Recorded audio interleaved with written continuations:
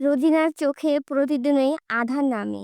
স্বামীর চিৎকার, মারধর আর আত্মার ভেতরে গেঁথে থাকা অসম্মানের কাঁটা।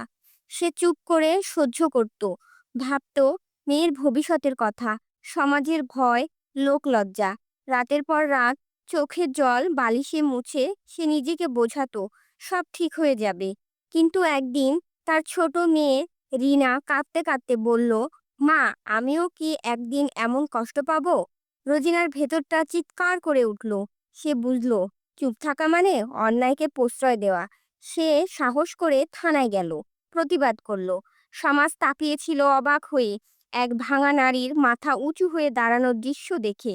আজ রোজিনা শুধু এক নির্যাতিত নারী নয়, এক সংগ্রামী মা, এক আলোকবর্তিকা। তার গল্প বলছে, ভয়ের নয়, সাহসের জয় হয় যখন একটি মা নিজের আর সন্তানের ভবিষ্যতের জন্য দাঁড়াতে শিখে।